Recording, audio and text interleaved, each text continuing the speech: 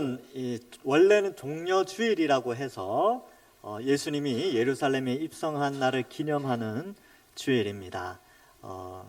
그래서 예수님께서 우리의 죄의 형벌을 대신하기 위하여 예루살렘에 들어오신 날을 기념하는 날인데, 특별히 오늘 또 우리 할렐루야 찬양대에서 우리 십자가에 대한 찬양을 해주셨는데요. 이번 주간이 고난 주간이기도 하고, 또 내일부터 특별 새벽 예배가 있으니까 우리 성도님들 많이 동참해 주시기를 바랍니다. 그래도 우리는 이제 오늘 이 종려주일이긴 하지만 그 관련된 말씀은 나중에 마태복음을 하다 보면 예수님의 입성 장면이 나오니까 그때 가서 좀 더 자세히 그 내용들을 살펴보도록 하겠습니다. 오늘 참 뜻깊은 날입니다. 엘리베이터를 드디어 여러분들이 타실 수 있는 날이 되었고요. 또 날씨도 참 따뜻해서 이 봄이 왔구나라는 것을 또 느끼게 됩니다. 오늘 이 귀한 말씀을 통하여서도 함께 은혜 받고 또 우리의 신앙이 더욱더 견고해지는, 또 봄이 새싹을 자라게 하는 것처럼 우리의 신앙도 이 시간 자라기를 간절히 소망합니다. 그러면 이 마태복음의 내용 앞부분까지 1장부터 13장까지의 내용은 그거였죠. 이제 예수님이 출생을 이제 이 땅에 오셨죠. 이 땅에 태어나셨는데, 그때 예수님이 태어나셨을 때의 그 지역의 왕의 이름이 헤롯입니다. 근데 성경에 보면 헤롯이라는 이름의 왕이 많이 나와요. 근데 헤롯은 일종의 그 성씨라고도 좀 볼 수 있습니다. 그래서 예수님 시대 때 헤롯 대왕이라고 있는데, 그 헤롯 대왕이 여러 명의 부인을 두면서 자식들을 낳는데 그 자식들의 이름이 여러 가지였어요.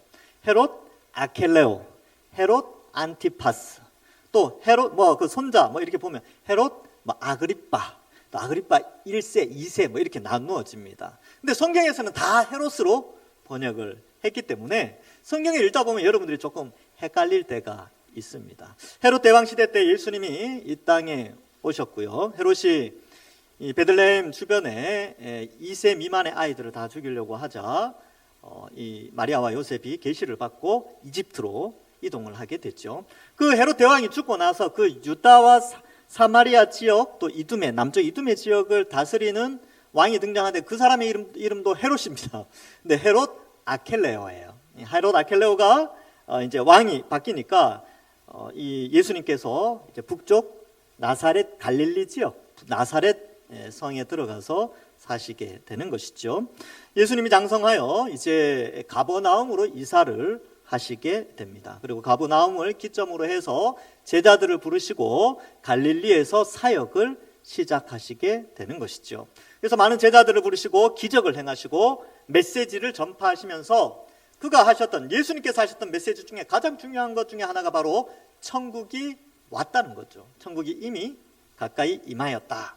그래서 13장에서는 천국에 대한 비유를 설명하는데, 이 천국은 우리가 앞으로 죽어서 갈 천국이나 앞으로 예수님이 완성된 이후의 천국이 아니라 구약에 예언되어졌던 그 하나님 나라가 이 시대 속에 들어와서 이미 존재하고 있는 천국에 대한 비유를 마태복음 13장에서 하십니다. 그래서 천국은 마치 밭에 감추인 보화와 같고 값진 진주와 같아서 이미 존재하고 있다는 것이죠. 그래서 이미 존재하고 있는데 그 이미 존재하는 하나님 나라를 복음을 통해서 발견한 사람은 자신의 전생애를 걸고 그 하나님 나라에 투자하게 됩니다. 값진 진주도 마찬가지죠. 이미 존재하고 있는데 이 기업가가 그걸 바라보면서 그 값을 깨닫게 되는 것이죠. 그래서 자신의 전 재산을 투자해서 그 값진 진주를 산 것처럼 바로 이 하나님 나라를 발견한 사람은 이 하나님 나라의 가치를 알기 때문에 전생애를 들여서 주께 헌신하게 된다라는 것과, 그 다음에 겨자씨와 누룩을 통하여서는 이 하나님 나라가 예수님과 12제자 정말 보잘것없는 사람들을 통하여서 시작되는데, 지금 2000년이 지난 지금은 어떻습니까? 이 하나님 나라의 백성들이요, 전 세계의 수억 명이 예수님을 믿고 하나님의 백성이 되었고, 2000년 역사 속에서 수억 명이 예수님을 믿어서 하나님의 백성이 되어져 있는 것이지요.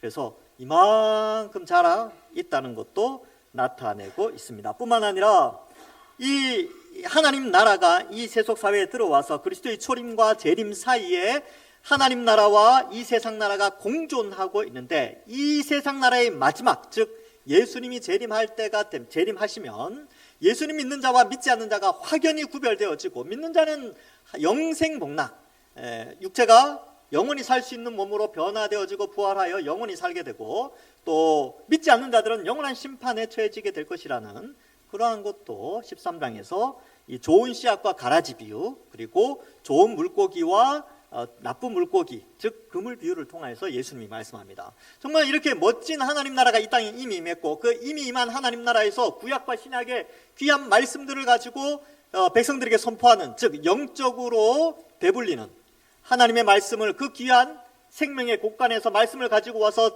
선포하는 말씀 사역자들이 너무나 귀하다라는 것을 말씀해 주시지요.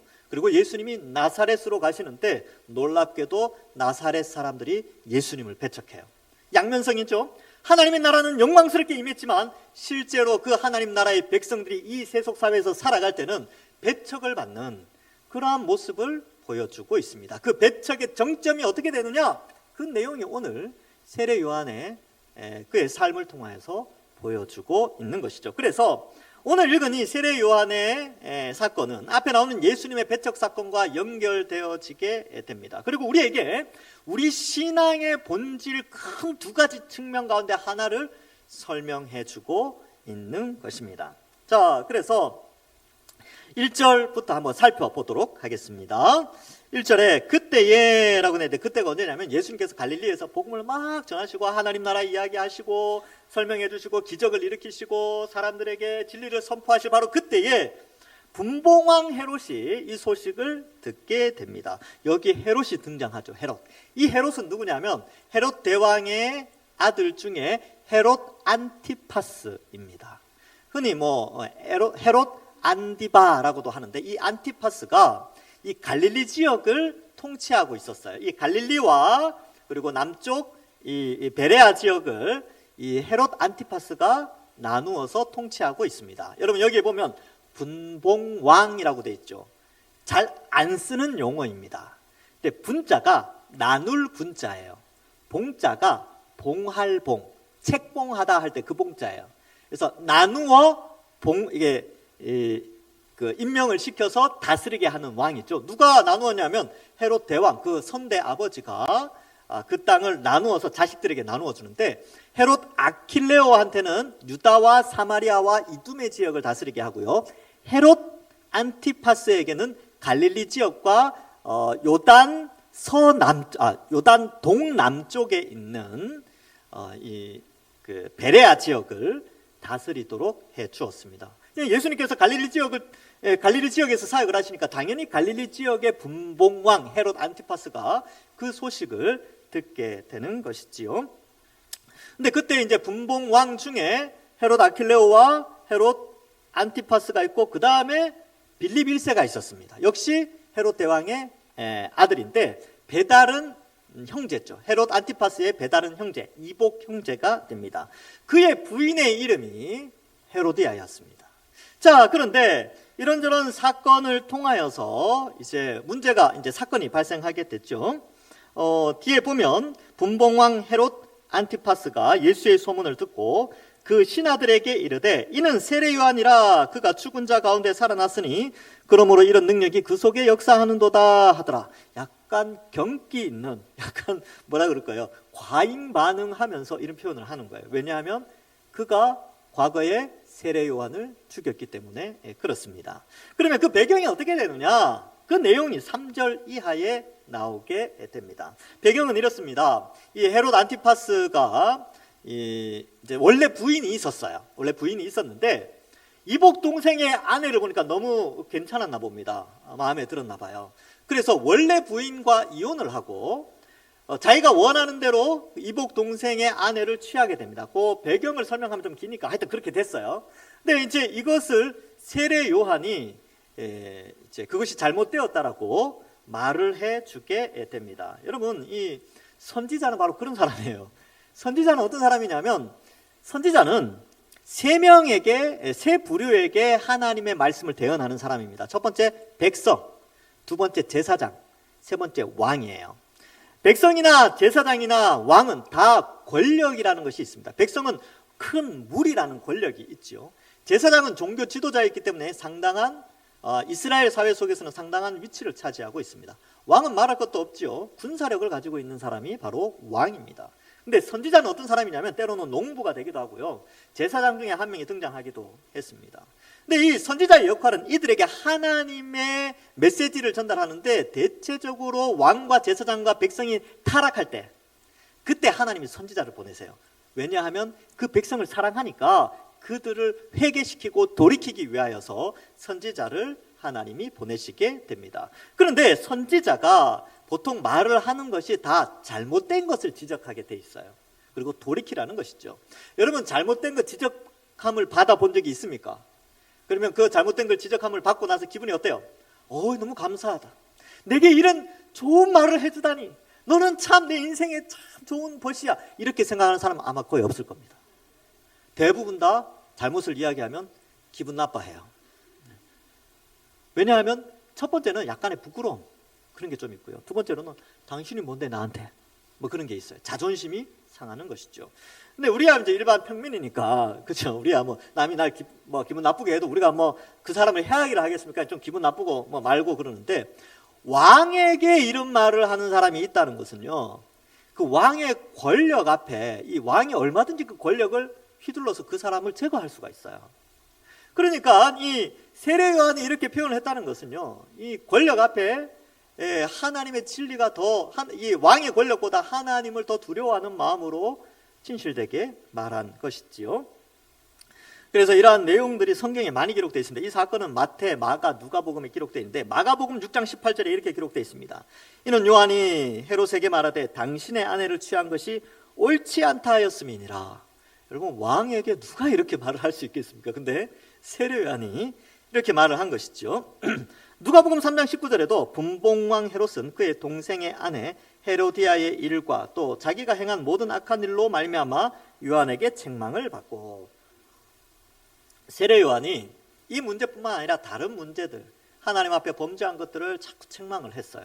그래서 헤롯이 싫어했습니다.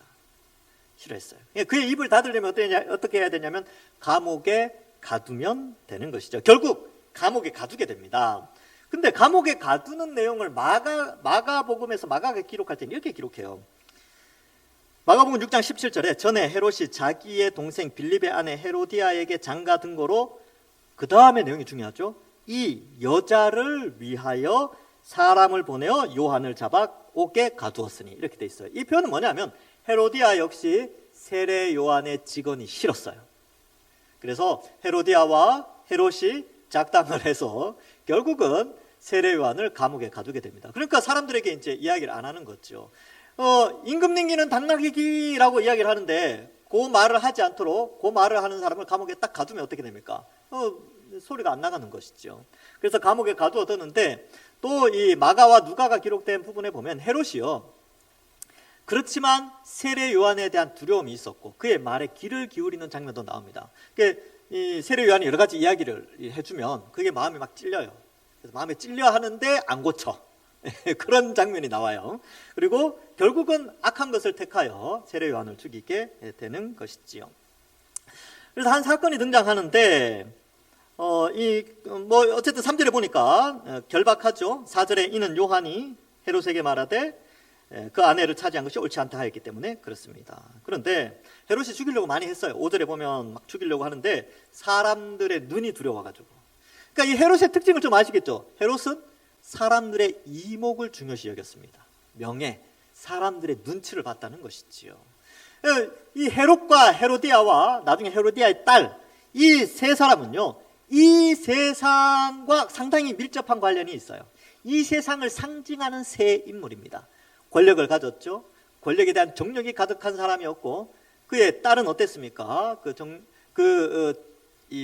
인간의 그 탐욕과 정욕을 채우는 수단으로 사용되어지는 그런 도구였죠. 어쨌든 권력을 가진 어떤 힘을 가진 왕과 부인과 그의 딸, 이것은 곧 이 세상 하나님을 거부하고 하나님의 복음 예수 그리스도를 거부하는 세력을 상징하게 되는 것입니다. 자, 그래서 이제 결국은 사건이 발생하게 돼요. 헤롯이 생일이 되었습니다. 마가복음에 보면 생일 때에 귀족들을 초청하는 장면도 나옵니다. 귀족들을 많이 불렀어요. 그러니까 왕이니까 사람들 많이 불렀겠죠. 자기의 명예도 높이고 생일을 즐거워하게 됩니다.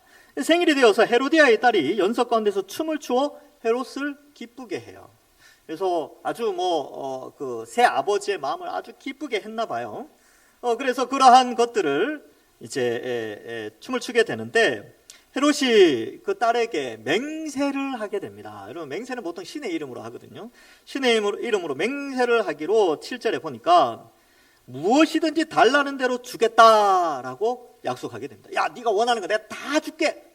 마가복음에는요, 이걸 조금 더, 요 표현뿐만 아니라 한 절을 더 기록하면서 이렇게 표현하고 있어요. 마가복음 6장 23절에 보면 또 맹세하기를 무엇이든지 네가 내게 구하면 내 나라의 절반까지라도 주리라 하거늘, 이렇게까지 표현해요. 나라의 절반을 주겠대요.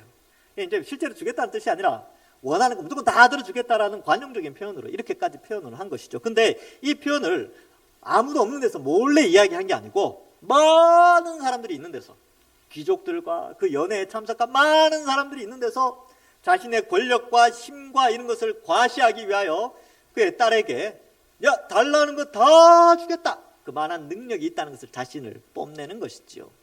그렇게 말을 하게 됩니다. 이러한 모습을 보면 그의 입이 얼마나 새털처럼 가벼운가를 알 수 있지요. 그래서 원래 왕은 입이 무겁고 뭔가 이렇게 좀 무게가 있어야 되는데 너무나 가벼웠다는 것이죠. 그래서 이 딸이 어머니에게 갑니다. 어머니, 뭘 달라고 할까요? 라고 하는 거죠. 헤로디아가 기회를 삼았습니다. 절대 거부할 수 없는 이 분위기 속에서 이 연회에 여러 귀족들이 와 있고 여러 사람들이 와 있는 가운데 헤롯 왕이, 헤롯 안티파스가 절대로 거절할 수 없는 하나의 요구를 하게 됐죠. 눈의 가시, 늘 찌르는 가시와 같았던 바로 세례 요한의 목을 요구하게 됩니다. 그리고 이 딸도요, 그걸 당연하게 여기고 헤롯 대왕에게, 헤롯 대왕이 아니죠, 헤롯 안티파스에게 세례 요한의 목을 구하게 됩니다. 여러분, 이 헤로디아와 헤로디아의 딸은 어떻습니까? 자신의 권력을 쟁취하고 욕심을 채우기 위하여 수단과 방법을 가리지 않는 아주 잔혹무도한 것을 나타내고, 여러분, 그게 실제로 그걸 본다는 게 여러분 얼마나 끔찍합니까? 그 끔찍한 것을 끔찍하다고 생각하지 않고 그것이 선물이다 생각하고 기회라고 생각하는 그 잔혹함, 그것을 나타내고 있죠. 그래서 이 세상도 마찬가지입니다. 이 세상도요, 여러분, 우리가 그리스도인들이 지금 우리가 살고 있는 이 사회는 그래도 이제 민주주의 사회에서 이렇게 살고 있으니까 참 감사한데, 지금도 수많은 예수님 믿는 사람들 중에 아직도 순교하는 사람들이 많이 있어요. 여러 나라들 가운데 아직도 많이 있습니다. 그래서 이제 개종을 하기 때문에 극단적인 이슬람 사회 속에서 개종을 하면 명예살인이라고 해서 죽여도 전혀 문제가 되지 않는 그런 나라들도 있습니다. 그래서 그러한 상황 속에서 이 세상은 하나님을 거부하고 하나님을 믿는 자들에게 때로는 아주 잔혹하게 이제 형벌을 내리게 되지요. 자, 그러한 가운데 어떻게 됩니까? 왕이 근심하지만 9절에 그렇게 표현하고 있어요. 자기가 맹세한 것과 그 함께 앉은 사람들 때문에. 여러분, 사람의 목숨을 자기 자존심이나 자기 명예를 위해서 그냥 죽이는 것이죠. 선지자도 상관없이 죽이게 됩니다. 근데 이 선지자들이 다 그렇게 죽었어요. 왜냐하면 선지자는 왕에게, 권력자 앞에 진리의 말씀을 전하기 때문에 그렇습니다. 근데 이 선지자의 모습이 사실은 교회의 모습이죠. 2000년 기독교 역사 속에서 참된 진리를 고수하고 지켰던 사람들 가운데 수많은 사람들이 순교의 자리에 들어갔습니다. 우리 아까 장로님 기도했었지만 우리 일제시대 때, 일제강점기 시대 때 그러하였고요. 또 6.25 전쟁이 터졌을 때 신앙을 지키기 위하여 또 많은 공산주의 앞에서 순교자들이 발생했습니다. 물론 지금이야 우리가 이제 그 믿음의 선배들의 그 피와 눈물로 우리가 이렇게 신앙생활을 하고 있지만 그러한 것들이 있어 왔고요. 우리나라에서뿐만 아니라 역사 속에 믿음을 가진 선배들의 모습이 다 그러했습니다. 자, 이러한 모습을 우리에게 보여주지요. 그래서 이렇게 보면 참 비참하게 죽은 것 같아요. 이 당대의 사람들이 세례 요한을 평가할 때 아유 불쌍하다, 참 실패한 인생이다, 젊은 나이에 안 됐다, 예수님과 같은 나이였으니까요, 6개월 차이밖에 안 났으니까 그렇게 생각했을 거예요. 그런데 세례 요한에 대한 평가를 예수님, 즉 성부, 성자, 성령 하나님 가운데 성자 하나님, 온 우주 만물을 창조하신 성자 하나님이 이 땅에 오셔서 이 세례 요한을 어떻게 평가하시는가가 중요합니다. 예수님은 세례 요한의 미래를 다 알고 계시죠.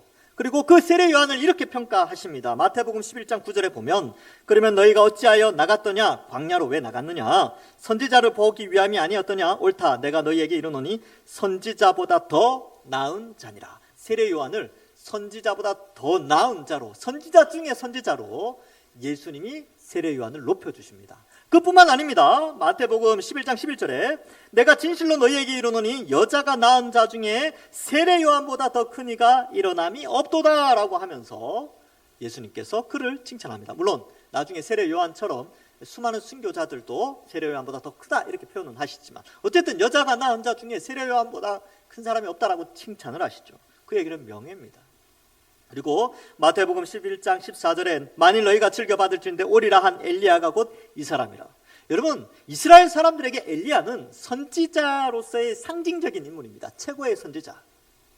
근데 그 최고의 반열에 이 세례 요한을 엘리야와 동급으로 취급하면서 이 엘리야가 바로 오리라고 한, 마지막 때의 오리라고 한 그 엘리야가 이 세례 요한이다라고 예수님이 세례 요한을 칭찬하십니다. 여러분, 우리의 모습도 마찬가지입니다. 우리가 이 세상에 살 때 세상의 눈으로 평가받을 때 교회는 아주 비루해 보이고 연약해 보이죠. 그리고 아무것도 아닌 것처럼 보이고 세상 사람 수많은 안티 크리스찬들이 볼 때에는 기독교 그러면 막 아주 이렇게 안 좋게 생각을 해요. 예, 세상의 눈으로 보면 그렇죠. 그러나 천지를 창조하신 하나님의 눈으로 볼 때 우리 공동체는요, 예수 그리스도의 몸이요, 예수 그리스도의 충만함이 나타나고 있으며 예수 그리스도의 인격을 구현해내고 그 사역을 실행해내는 위대한 그러한 공동체입니다. 하나님의 평가가 중요한 것이죠. 세상에서는 세상 사람들이 우리를 볼 때는 아주 실패한 인생처럼 보일 수도 있어요. 아유, 예수 믿는다 하더니만 뭐 별거 없네 이렇게 말할 수도 있지요. 조롱하기도 하고, 예, 멸시하기도 하고, 또 시대나 정치, 사회 뭐 여러 가지 상황 따라서 순교할 때도 있습니다. 그러나 하나님의 평가는 영원한 명예를 우리에게 주시는 것이지요. 여러분, 천국 가시면 이제 주님 다시 오시면 여러분들 세례 요한도 보시게 되실 겁니다. 그래서 야, 세례 요한이 어떠한 위치에 있는가 한번 보십시오. 보고 싶었습니다. 물론 예수님 보고도 이렇게 인사도 하겠죠.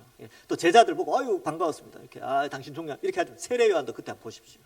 얼마나 하나님이 칭찬하고 계시는가. 근데 그들에게만 주어진 특권이 아니라 우리 모두에게 주어진 것이죠. 베드로전서 1장 7절에 칭찬과 영광과 존귀를 우리에게 준비해 놓고 있습니다. 자, 그렇다면 여기에서 우리가 좀 생각해 볼 게 있지요. 여기 보면 어쨌든 내용을 한번 먼저 살펴보면, 그래서 결국 이제 머리를 소반에 담아서 주게 되지요. 그래서 11절에 보면 어머니에게로 가져갔더라. 그래서 헤로디아의 딸이 아주 이렇게 잔혹한 모습을 보여주는데 요한의 제자들이 와서 시체를 가져다가 장사하고 예수께 그걸 다 아뢰게 됩니다. 여러분, 여기서 우리가 좀 생각해 볼 것이 있지요. 여러분, 예수님 믿을 때에 대부분의 사람들은 예수님 처음 믿을 때에 복 받으려고 예수님 믿습니다. 맞습니다. 우리가 신앙생활을 할 때 어떤 복이 있냐면 앞으로 예수님 재림 후에 혹은 우리의 생명이 끝나고 받고 혹은 재림 후에 받을 영원한 하나님 나라에서 누릴 복들인데 그 복들을 이 땅에서 미리 조금 맛봐요. 이 교회 공동체를 통해 아주 조금 맛보게 됩니다. 그런데 그것이 우리에게는 그 축복이지요. 그리고 조금 맛보면서 영원한 하나님 나라를 바라보고 하나님은 우리의 아버지로 고백하면서 기도하고 그 기도에 응답받으면서 복을 받으면서 살아가요. 여러분, 그렇게 살아오셨지 않습니까? 여러분들의 가운데에서도 간증들이 있어요. 그래서 하나님께로부터 받은 복이 있습니다. 이게 아주 신앙의 첫 번째 중요한 부분이에요. 신앙의 아주 중요한 한 부분이고요. 또 한 부분이 오늘 등장하죠.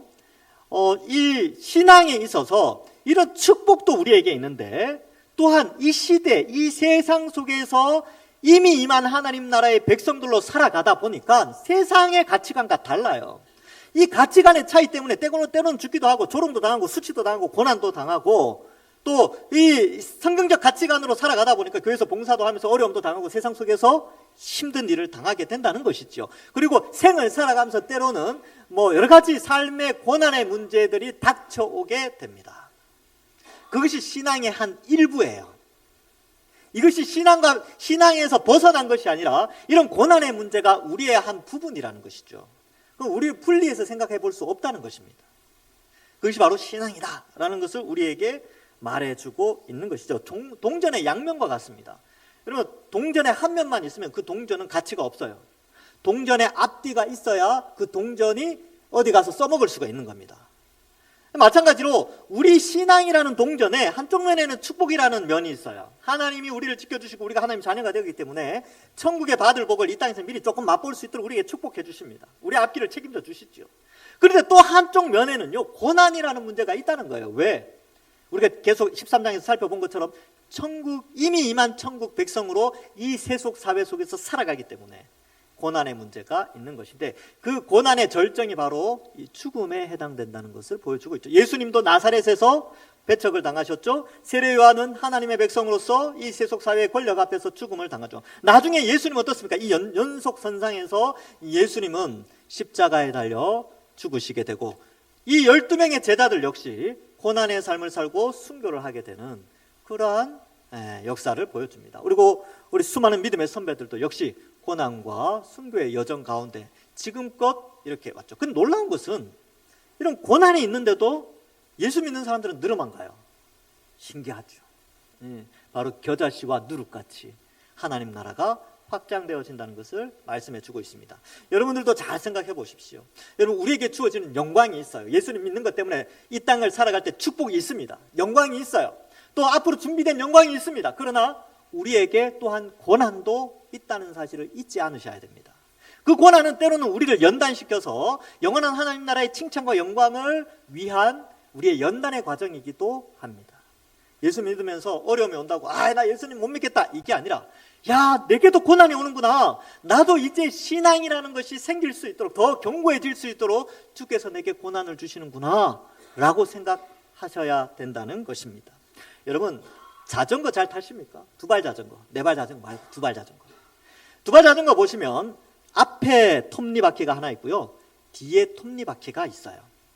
앞에 톱니바퀴를 이렇게 움직이면 뒤에 톱니바퀴가 따라서 움직이면서 자전거가 앞으로 쭉 나가게 됐지요. 그것이 우리의 신앙을 잘 설명해 줍니다. 우리는 축복의 톱니바퀴를 돌리고 있어요. 늘 하나님께 우리의 복을 간구하죠. 그런데 그것을 돌리는 동시에 고난의 톱니바퀴도 같이 돌아간다는 사실을 이해하셔야 됩니다. 이 두 개가 조화롭게 돌아갈 때 자전거는 앞으로 나아가지요. 우리의 신앙도 마찬가지입니다. 우리의 신앙이 하나님으로부터 오는 축복을 받고, 또한 우리를 연단하기 위하여 고난이 오는 것 가운데 그 고난을 지혜롭게 신앙으로 잘 이겨나가면서 우리의 신앙은 앞으로 나가면서 성장하게 되는 것입니다. 그래서 그 균형을 이루어서 전진하게 되는 것이죠. 어느 한쪽이 멈추거나 한쪽만 있다면 우리는 올바르게 전진해 나갈 수가 없게 되는 것입니다. 말씀을 맺습니다. 말씀을 맺으면서 길게 정리는 하지 않겠습니다. 성경 한 구절을 제가 읽어드리겠습니다. 빌립보서 1장 29절 말씀입니다. 그리스도를 위하여 너희에게 은혜를 주신 것은 다만 그를 믿을 뿐 아니라 또한 그를 위하여 고난도 받게 하려 하심이라. 아멘. 여기에 보면 은혜를 주셨는데 믿음도 주셨어요. 믿음의 은혜를 주셨고요, 이 선물 있죠. 근데 고난의 은혜도 주신다라는 것을 말해주고 있습니다. 그래서 믿음과 고난, 축복과 고난은 함께 움직이면서 우리가 복음에 합당한 삶을 살 수 있도록 가르쳐주고 있습니다. 아무쪼록 이번 한 주간 여러분들 저 축복 많이 받았으면 좋겠습니다. 제가 신방할 때마다 축복해요. 하나님, 이 기도 제목 다 이루어지게 해주십시오. 축복합니다. 그리고 또 한편으로는요, 때로는 오는 고난 가운데서도 지혜롭게 하나님 뜻에 순종하여 그 고난을 또한 잘 이겨나가면서 우리의 신앙은 앞으로 진행하고 천국을 향해서 걸어가게 되는 것입니다. 삶을 살아가면서 때로는 오는 고난 가운데 낙심하지 마시고 하나님 원망하지 마시고 그 고난을 기회로 연단받으셔서 믿음의 성장, 또 하나님 나라를 향하여 당당하게 걸어가시는, 그리하여 하나님 앞에 칭찬과 영광과 존귀를 다 받아 누리시는 모든 주의 백성들 되시기를 주님의 이름으로 간절히 축원합니다. 기도하겠습니다. 하나님 감사합니다. 우리에게 믿음의 선물을 주시고 그 믿음을 더욱더 견고하게 하기 위하여 때로는 고난도 우리에게 허락하여 주셔서 우리의 신앙을 든든하게 하여 주시니 감사합니다. 하나님, 우리가 더욱더 말씀을 통하여 은혜 받게 하시고, 때로는 이 세속 사회 속에서 세상 사람들과 가치관의 문제로 부딪힐 때도 있지만 그때마다 낙심하지 않고 우리의 가진 신앙을 굳게 붙잡고 믿음에 흔들리지 않고 신앙생활 잘하는 저희들 되게 하여 주옵소서. 이번 한 주간도 우리에게 축복 주시고 이번 한 주간도 고난 가운데 우리를 위로하시며 또 하나님 앞에 귀하게 쓰임 받는 우리 모든 주의 백성들 되게 하여 주옵소서. 감사드리오며 예수님의 이름으로 기도하옵나이다. 아멘.